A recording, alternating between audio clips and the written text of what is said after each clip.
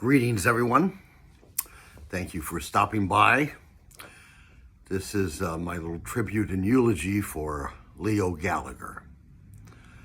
I knew Leo for well over 40 years. I was trying to figure it out the other day. I think it was about 45 years. I first saw him on television on a telethon in Tampa, St. Petersburg, when I was, I think, in college. We didn't know each other, but he was from Lakeland, and I lived in St. Petersburg. I went to high school and college there.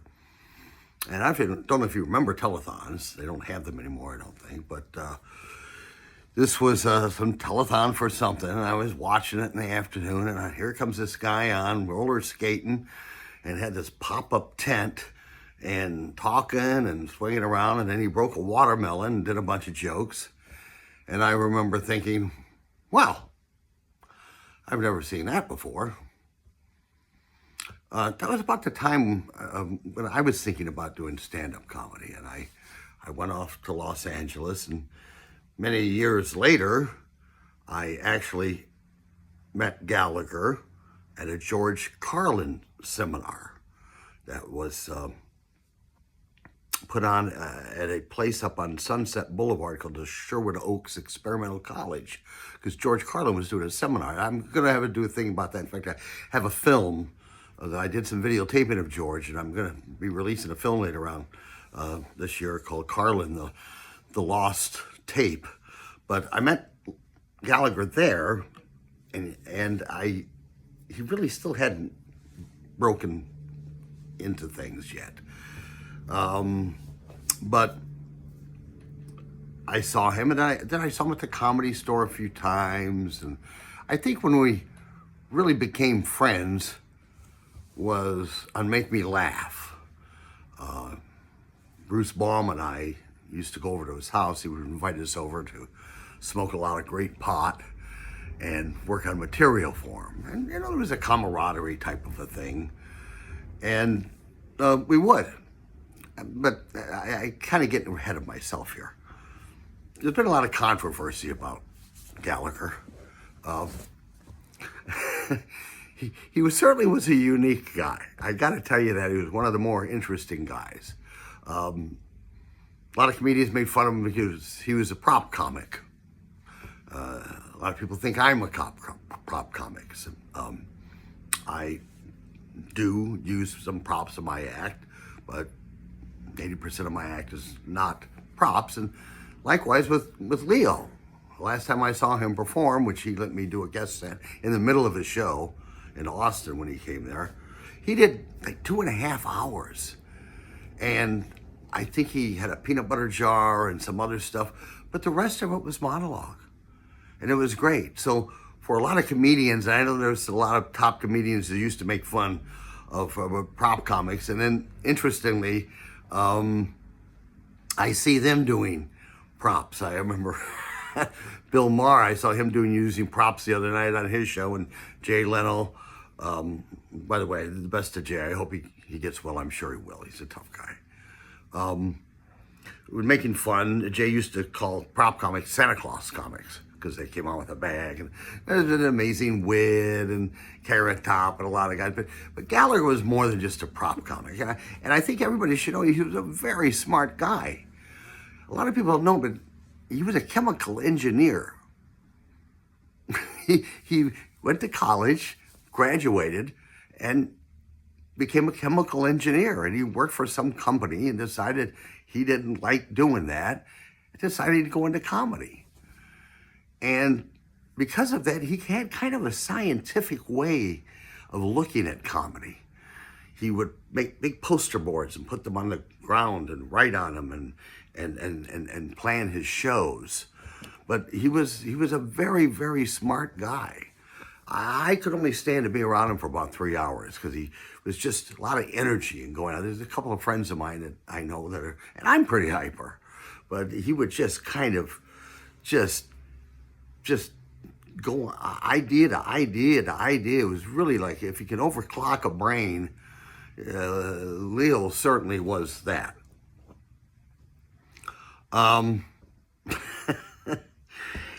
One day he called me and he said, Kirchenbauer, he used to call me Kirchenbauer, he never called me Bill.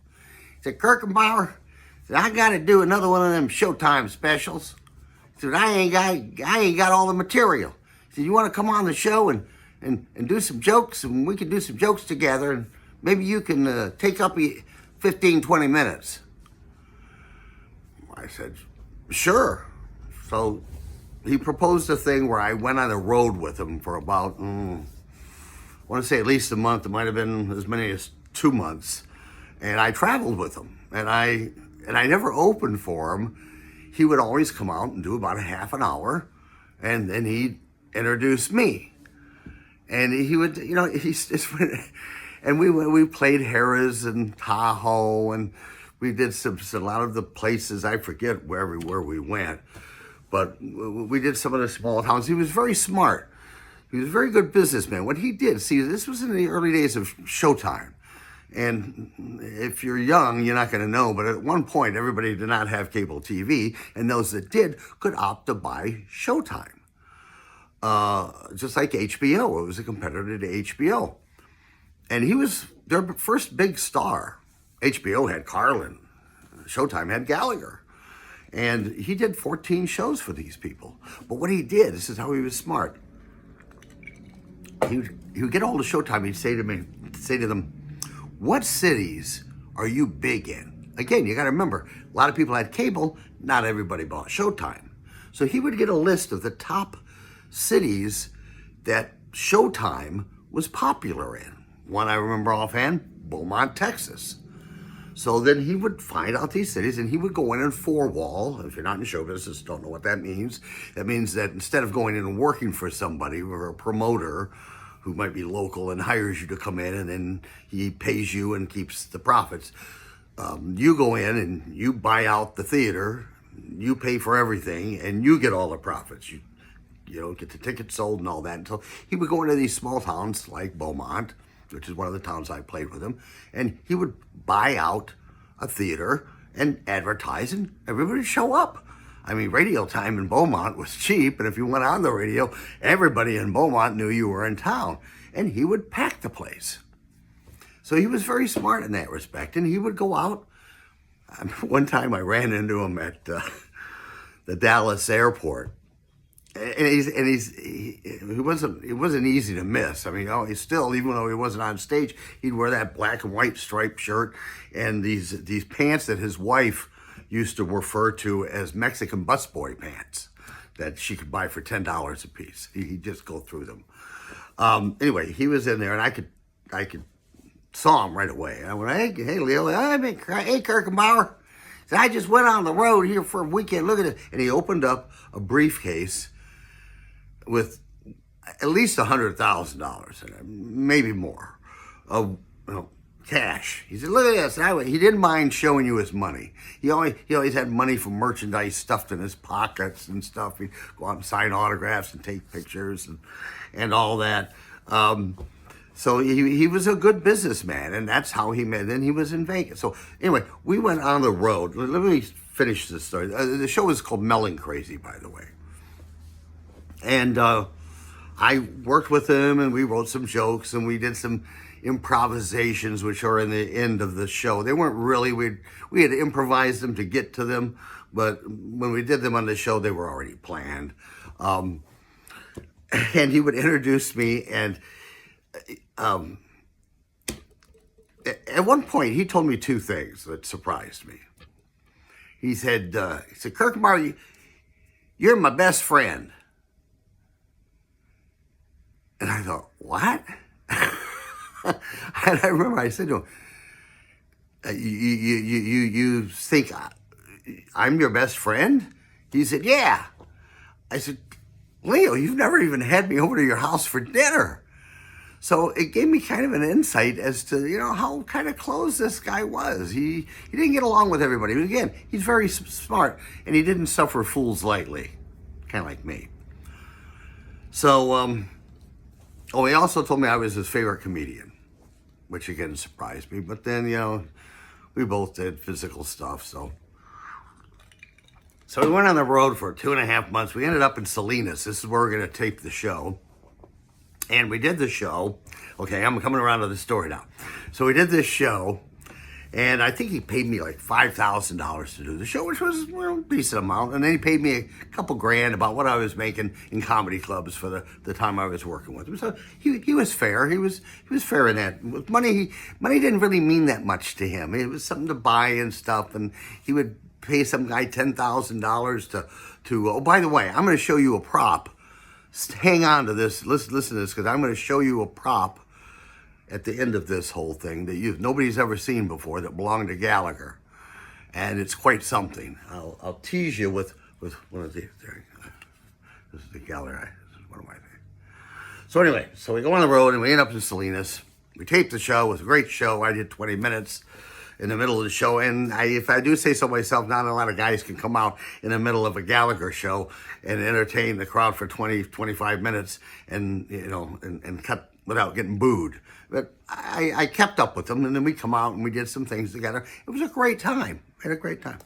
So this was before VHS tapes and stuff. So about a year or two goes by, and he called me one day. He said, "Kirchenbauer, I just got back from Paramount." I said, "Really?" He said, "Yeah." He said, I sold them the rights to show all my specials. He said, they wrote me a check for $250,000. And I said, "Well, that's great, Leo. What do I get out of it?" "You ungrateful son of a bitch, I put you on my show, and I tell you all about it. You put you down there and make you a little bit more famous than you were, and I ain't giving you shit, you son of a bitch. How dare you? I'm going to cut you out of that videotape." I said, "Fine, and then you'll have a 35-minute special." Anyway, we got into a big thing, and I said, he hung up, he screamed at me. And then, he would get mad at you, and then he would forget that he was mad at you, that you had had some sort of altercation. So a few months, I think he did send me some money. If I'm not, I don't know. I'm not. This is what happened. I let him know that I was going to be directing a music video of Gary Mueldeer, a mutual friend of ours. And he said, "Well, that sounds interesting." It was a great song. It's on YouTube. You could look at it. It's called "Dear John," and it's a great video. It has Gary. But Gary and I decided to do this, and he said, "You're gonna do a video? He said, well, what's your budget?" And I said, "Well, we haven't got one." He said, "Well, how about if I give you $10,000?" And I said, "Huh?" He said, "Yeah." He said, "You need to have some money to do that video." And I said, "Well, yeah, that would be nice." And he said, "I tell you what, you meet me over in Studio City at this bank, and I'll give you $10,000 to do that video." So I call up Gary, and I said, "Gary, Gallagher just offered me 10 grand to finance the video." And then Gary's like, "Oh, that's great." And I said, "Yeah, that's great." So I meet him over in Studio City, and he cuts $10,000. I'm going to get back to the special. It's a big round thing. And he goes into the bank and comes back out with a shoebox with $10,000 in $100 bills in there. He said, "Here," he said, "make a good video." And I said, "Oh, thanks." So I took it home and I put it in my kitchen up on the top shelf. And then he starts calling me and telling me how I should do the video. He said, "You should do this." I said, "Leo, I've already storyboarded it out. If you want, I'll send it to you. But you can't tell me how to do it." "Well, yeah, you should do this." So we got the thing. Then he got an argument again. He said, "I want that money back." I said, "Okay, fine." So I met him somewhere, and I said, "Look, Gary already took $2,000 out of this." I said, "So here's this," and then I think he gave me some of the money for the special. I don't know. I forget, kind of, but he took the money back. Excuse me. As you can see, this whole relationship was kind of contemptuous, kind of a love and a hate thing, kind of thing. And so that was our argument. So I didn't talk to him for about a year. And then, that's what happened. Then I was going to get married. And I sent him an invitation. And he sent back the invitation, the RSVP, that said, "Wedding gift previously," with $ signs to the S and previously. wedding gift previously given. And I was pissed. I mean, I think what he did was give me some of the money from that shoebox.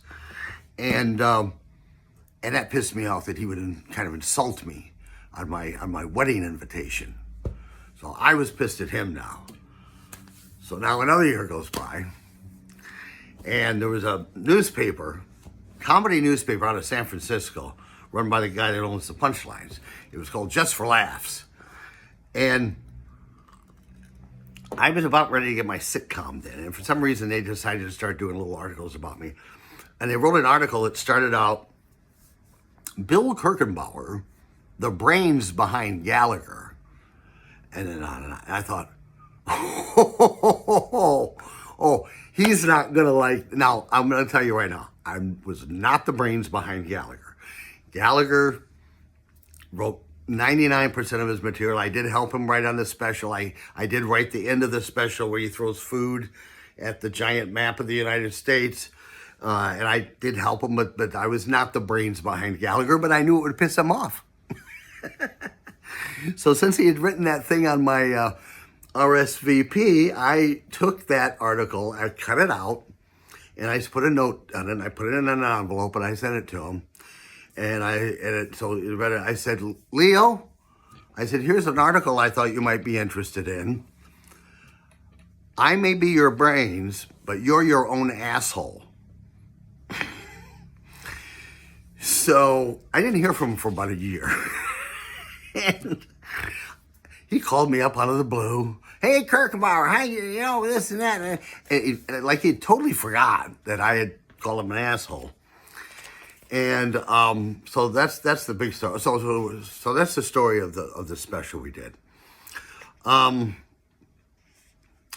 Let's see. Oh yeah, he used to. I'd go over to work with him, and like I said, what he would do it, he put big postcards, poster boards, and he'd write out his show, which was smart. It was kind of storyboarding stuff. A lot of people do that up on a blackboard or something. He did, and what he'd do is then he'd take those poster boards, he'd put them on the ground on a stage, and he would use them as cue sheets. And it was actually very helpful, but that's how he worked. So I go over to his house, and he'd help me with stuff. And he lived over in Agora. He had a house in Agora, a nice kind of ranch-style house. And you go over there, and he had a big driveway, and he'd have a big couch sitting out in front of there, or some trampoline, or some huge props that he had paid somebody for. I think at this time I went out there, he had invented the first one, and these are common now. You're going to want to see this prop. You're going to want to see this prop at the end of this, so hang in here. Nobody's ever seen this prop before. He'd tell me how much he paid people to build these things. He had a guy that would build stuff. He would think of stuff, then tell the guy, and the guy would say, well, that'll be 20 grand, and he'd pay him 20 grand, the guy would build it. And when I went over there, the guy had just invented for the show that we were doing, the very first, like I said, these are common now.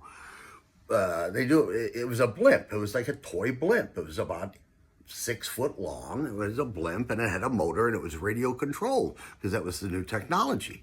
And he put it in the show, and he had that, and he'd have these different props and stuff. We lived in this nice house, and there were other houses around. I remember what he told me. This is one of the Gallagher quotes I remember. He said, Kirchenbauer, he said, people always buy houses that they like. He said, you shouldn't buy the house that you like the look of. You should live across the street from the house that you like the look of. Because then you can look out your window and go, that's the kind of house I like. He said, you can never see what you're living in yourself, so everybody should live across from the house that they like. I thought that was pretty good. He was cantankerous. A lot of people, he was smart. This is the thing. He doesn't suffer fools lightly. He would argue about comedy theory, and he was right. A lot of comedians were pissed off, excuse me, because he would come in and try to tell them how to do the show, a joke or something better, and he was usually right. He really knew a lot about comedy and how to put it together. But he would get in arguments with people. I saw him throw a shoe at his manager once out in the parking lot of the Sahara Hotel.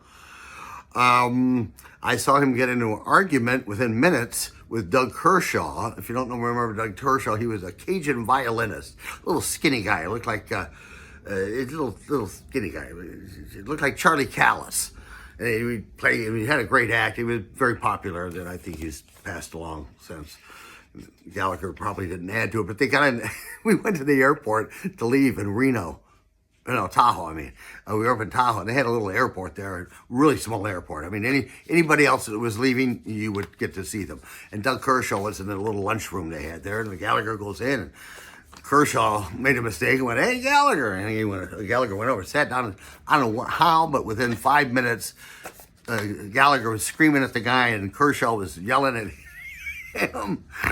And so he could put people off. I mean, he really had, here's something I want to say.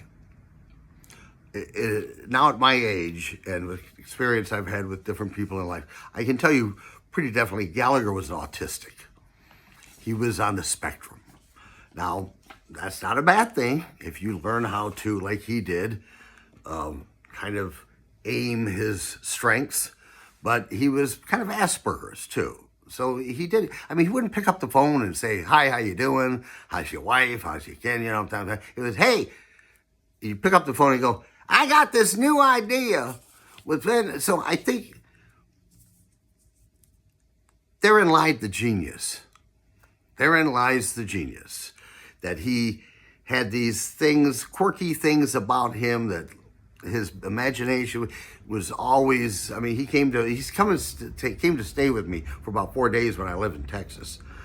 And he just wasn't busy. He was just, he was talking to my son about stocks, and I had this caviar business called Texas Caviar, Lone Star Caviar was the name of it. And he didn't like the logo I had. So he proceeded to download and put together a cowboy in the back of a sturgeon, like at a rodeo. He had cut and pasted some stuff. And it was a really good logo, but, I already had one. But I thought, what a lot of effort. And it was great. It was a great logo. Anyway, he stayed with us, and he wouldn't have luggage. He'd have paper bags. They put stuff in, money and clothing and stuff. I also want to tell you that I'm not going to go into a lot of the stories because there's a movie being done by a guy named Josh Forbes, who probably got to know Gallagher as well as I do. And his manager, his ex-manager, who was my manager for a while, Craig McGuardo, between the three of us, we really got to see Gallagher and got to know him. So Josh Forbes has been working on this documentary that I'm in. He interviewed me, and I covered some stuff I haven't covered here, and I'm covering some stuff here that I haven't covered in whatever the movie's gonna. I think the movie's gonna be called Smash or Gallagher's Last Smash, and I'm sure he'll sell it now. Leo is gone. In fact, Leo told him nobody's going to give a shit until he's dead. So we'll see how that plays out. But I don't think he was autistic. I talked to him about 2 months ago. He called me up, and he knew I was living in Thailand. He just had so many ideas. He was writing poems. If you go to his Facebook page, he would write these long poems of rhyming and everything. You could tell that they were very in-depth, and he put a lot of work into it. And at the end you go, what was that about? It was his brain. He had just this brain. He was very smart. And so I think a lot of this kind of tended to his mad scientist comedy geniusness. And, my wife, I think, said it best. She said, he was really good to you, and he was really shitty to you sometimes. And I think in a lot of his relationships, he was a weird guy to have to deal with.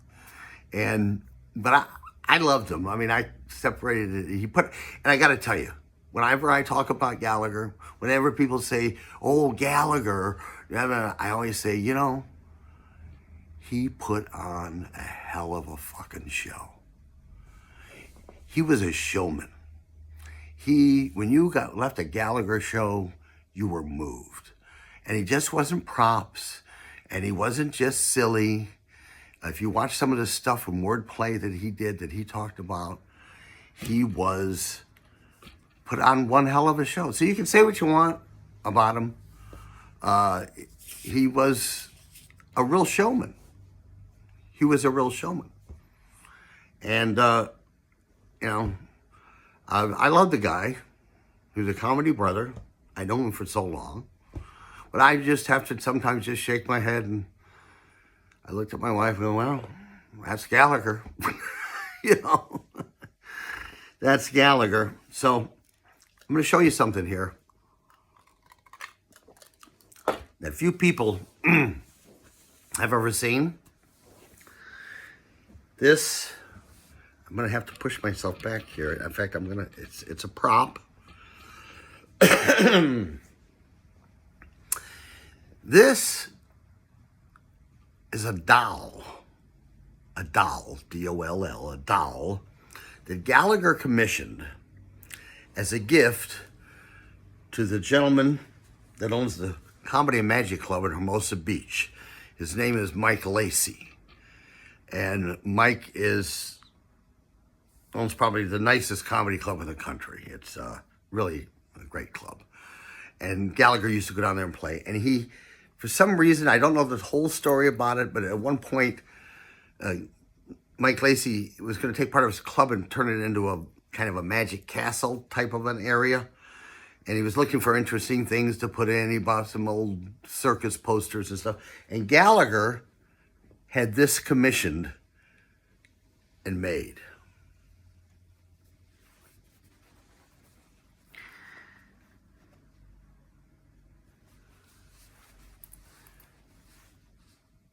In case you can't see, that says Mike on the back.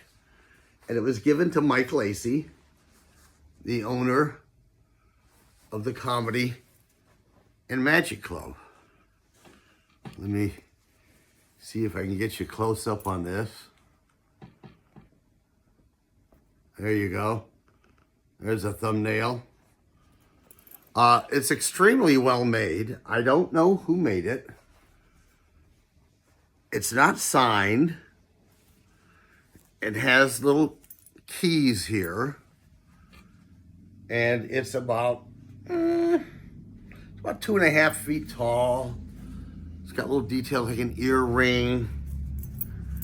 And these little keys and wrist and a zipper jacket. And so you're probably saying, well, Bill, how the hell did you get it? Well, here's the story. First, I love anything that looks like ventriloquist puppets. And I looked at this and I saw it at Mike Lacey's after the Magic Club didn't go over. It was like tucked back in a corner somewhere, like back with an old refrigerator and some stuff. And I said to Mike, I said, what is that? I said, I saw you hanging up. He said, oh, Gallagher gave that to me. He said he had it made special for me. I said, well, what's it doing back here in the garage? So I said, I'm going to throw it out. He said, it's too creepy. He said, it's too weird. It makes me nervous. I don't like it around it. It has weird eyes. It's strange. And I said, well, don't throw it out. I said, it's, I understand it. It's a little strange looking, but, I'll let you surmise as to what it is. I have my theory, but it's not politically correct to say so. But you can, I think Dustin Hoffman was in a movie once that was incorporated the style of leather guy. So I said, well, don't throw it out. I said, I'll take it. And he said, okay, well, you can have it. So I took it, and I've had it for a long time, but I didn't want to see it go in the garbage. And a couple years ago, I took a picture of it and I sent it to Gallagher. I said, hey, Leo, you remember this? He had no idea what I was talking about. He said, no, I don't know what that is. I said, well, too bad. He said, I have it now. So he didn't even remember. Like I said, he was kind of absent-minded. He'd get pissed at you and then figure you forget. You forget. All right, I'm going to bring this to a conclusion. I made some notes. I've gone through just about everything on here. I didn't want to make any mistakes. I talked about the wedding, talked about the movie, the Kershaw. I think that's pretty much it for my friend Leo Gallagher. I'm going to leave you with a Leo Gallagher quote. When he came to stay with me in Texas, he had already 3, 4 heart attacks, maybe. And he said to me as he was leaving, he said, Kirchenbauer, Kirchenbauer? He said, Kirchenbauer, you done good, Kirchenbauer. He'd say that after shows. You done good, Kirchenbauer. But he said to me, Kirchenbauer, he said, I don't know if I'm going to be around for too much longer. And I said, really? Well, why do you say that, Gallagher? He said, well, I've already had 3 or 4 heart attacks. But this is what I remember. He said, if I died tomorrow, that'd be okay. Because I got to be Gallagher. And he certainly did. Goodbye, Gallagher. Gonna miss you. The world's gonna be a little less silly.